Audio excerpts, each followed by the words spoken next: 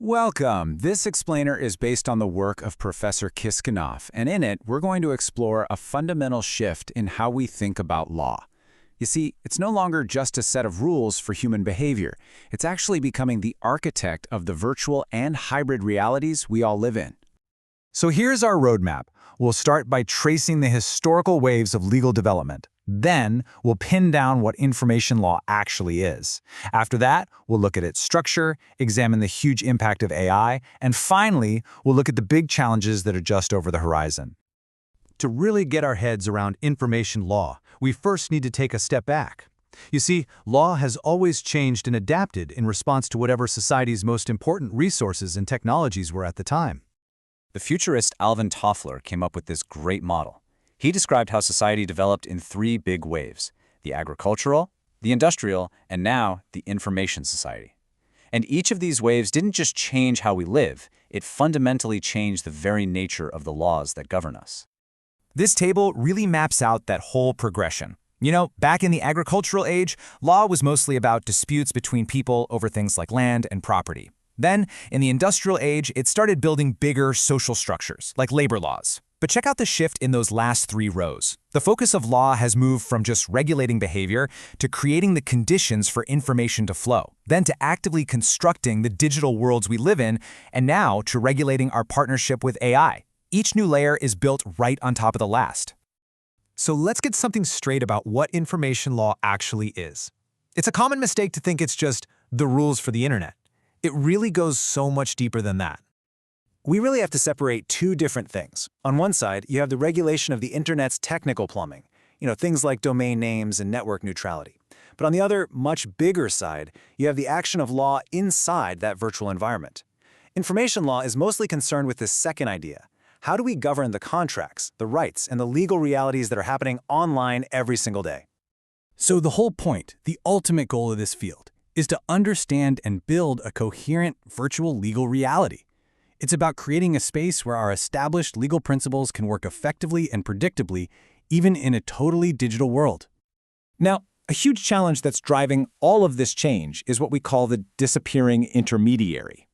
Traditionally, law assumes there's a human link between an intention and an action. A person decides to drive a car. But when an algorithm makes a decision all by itself, that human link is just gone.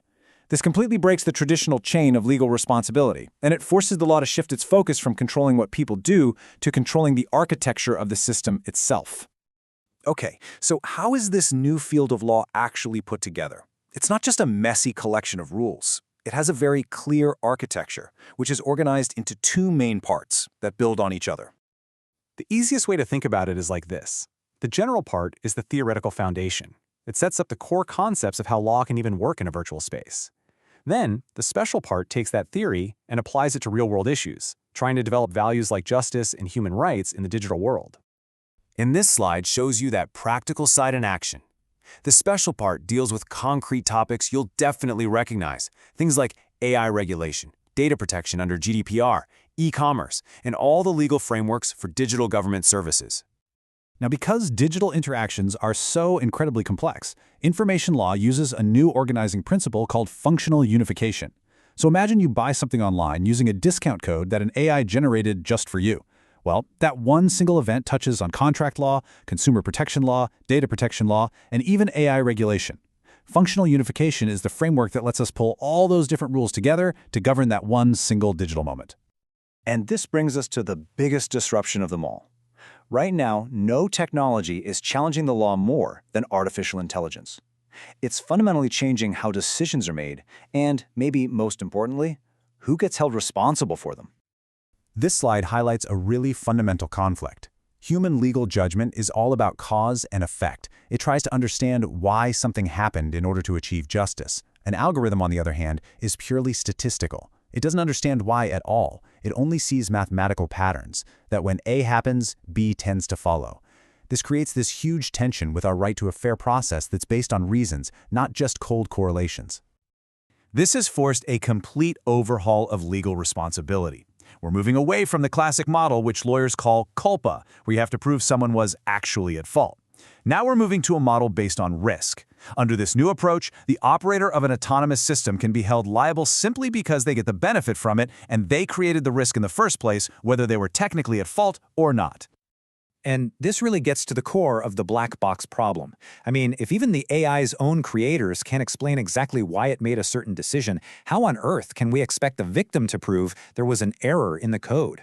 This is what lawyers call a probatio diabolica, which basically means an impossible proof. And that's exactly why the legal logic has to flip, shifting the liability onto the operator. Of course, this evolution is far from over. Information law is already grappling with the next wave of technological, ethical, and professional challenges that are going to define the coming decade. And the challenges are immense. Technologically, we have to figure out how to regulate decentralized finance with new frameworks like the MiCA regulation for crypto assets. Ethically, we face the massive task of trying to code human values into algorithms.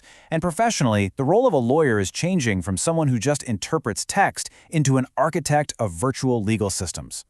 When you boil it all down, it leads us to what might just be the central tension of our time. Who actually writes the rules for our digital lives? Are we ultimately governed by the rule of law, created by a democratic process?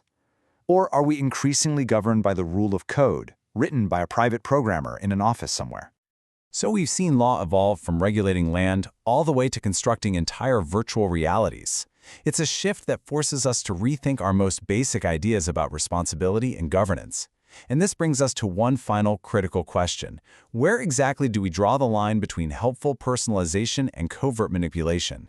And as we look to the future, should we have a protected, fundamental right to be free from algorithmic decision-making altogether?